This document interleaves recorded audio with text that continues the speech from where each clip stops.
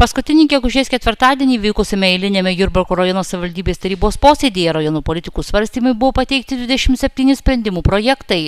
Iš jų tik vienam sprendimo projektui dėl Jurbarko rajono savivaldybės visuomenės sveikatos biuro direktoriaus 2015 m. veiklos ataskaitos patvirtinimo nebuvo pritarta. Po posėdžio vykusioje spaudos konferencijoje rajono meras Skirmantas Mockevičius pačiais aktualiausiais sprendimais įvardino klausimus susijusius su žemės ir žemės nuomos bei turto mokesčių tarifų nustatymais bei projektais, kurie bus įgyvendinami kartu su Lenkijos miestu Rynu. Komitetuose buvo siūlymai, kad atsiklausti suinteresuotų grupių, tai žemės turėtojų arba valdytojų Lietuvos ūkininkų sąjungos Jurbarko skyriaus, atsiklausti verslininkų asociacijos, organizacijų veikiančių mūsų rajone. Taip ir buvo padaryta ir siūlymų taip pat buvo įvairių, sakykime, nekilnojamo turto mokesčio siūlė verslininkai palikti tą patį tarifą, koks buvo ir anksčiau, tai yra minimalų tarifą. Ūkininkai siūlė sumažinti nuo 0,5% iki 1%. Panašus siūlymai buvo ir verslininkų dėl žemės nuomos mokesčių sumažinti 0,5% punkto, lyginant su tai, kas buvo praėjusiais bent jau paskutiniais 5 metais. Savivaldybė tam, kad būtų tvarus biudžetas ir dėl savo įsipareigojimų vykdymo privalo nustatyti tokius mokesčių tarifus, kad būtų galima tikėtis tų pajamų, kurios buvo planuotas valstybės biudžete, planuojant atitinkamų metų išlaidas. Todėl buvo turbūt priimtas, mano manimu, protingas sprendimas nedidinti mokesčių, o palikti tos pačius tarifus, kurie buvo tiek praeitais, tiek užpraeitais metais ir turbūt dar 5 metus, kiek pamenu atgal, taip pat buvo palikti tokio pat dydžio neapmokestinimo žemės sklypų dydžiai, mieste 10 arų, rajone 2 hektarai. Taip pat nekilnojamo turto mokesčio tarifas, kaip minėjau, toks pat buvo paliktas, koks ir anksčiau, 0,3% minimalus tarifas ir 3% apleistiems pastatams. Nemažai politikų diskusijų kilo posėdžio pabaigoje svarstant klausimus susijusius su tarptautiniais projektais, kuriuose Jurbarko partneriais bus Lenkijos Ryno miesto savivaldybė. Vieną iš šių projektų rengia Eržvilko kultūros centras, norintis centro rūsiuose įkurti jaunimo erdvę. O kita viešoji įstaiga Jurbarko turizmo ir verslo informacijos centras, ketinantis projekto lėšas investuoti į dvaro parko infrastruktūrą.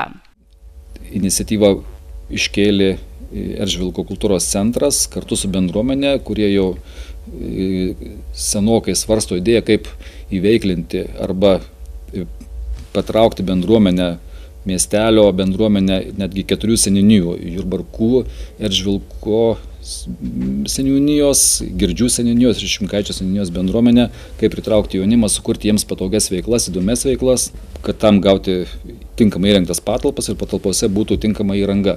Tai jų siūlymų buvo pritarta. Bendra projekto vertė galima kartu su partneriais Lenkijos yra 1 milijonas eurų. Tai vieni sako, kodėl neimate visų pinigų arba tiek daug atidavėte Lenkoms, kiti sako, tarybos nariai kėlė klausimą, kodėl tiek daug skiriama.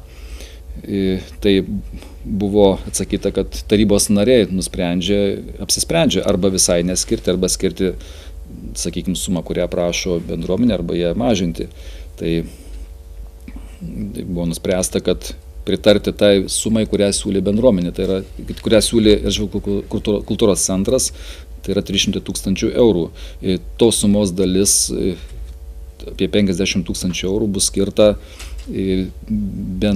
minkštosioms veikloms arba bendravimui, pasikeitimui delegacijų su Lenkijos pusė, su Ryno savivaldybė. Ir tikėtina, kad šitas projektas, kurio pagrindinė idėja, tai yra socialinės atskirties mažinimas, o ši atskirtis, kaip žinome, būtent šitose seniūnijose, ypač Šimkaičio seniūnijoje, gana yra didelė, dėl įvairių priežasčių, turėtų būti sumažinta. Tai visi tokie projektai socialiniai, turbūt jie niekada nebūna atsiperkantis ir kitaip socialiniam reikmėm, socialiniai atskirčiai turi būti skirimas pakankamai didelis dėmesys. Kitas projektas taip pat kėlęs nemažiau diskusijų, klausimų vairiausių dėl pritarimo projektui Jurbarkas Rynas istoriniai keliai. Šitas projektas būtų tąsa Jurbarko dvaro parko projekto. Jo visa idėja, kad dar labiau pagyvinti Jurbarko dvaro parką, įrengiant garsinimą, kuris tam tikrom valandom galėtų sklisti muziką parke. Taip pat sutvarkyti svetainę naujai Turizmo ir verslo informacijos centro, kadangi yra pasenusi jau ir jos iš tikrųjų funkcijos dauguma nelabai veikia arba nėra priimtinos vartotojams, parengti informacinę medžiagą turistams apie mūsų kraštą, kurios tikrai pasigendame ir kurios išleidimas vienaip ir kitaip būtų reikalingas, o tai kainuoja didžiulis pinigus. Ir aišku, pasikeitimas, bendravimas su Lenkijos savivaldybė, Lenkijos Ryno savivaldybė, kadangi galėtų išvykti mūsų jaunimo įvairūs mainai, Lietuvos iš mūsų Jurbarko rajono delegacijos vykti Ryną ir atvirkščiai Ryno delegacijos pas mus taip pat vyktų įvairūs plenerai, taip pat mažos architektūros ekspozicijų kūrimas parko erdvėms.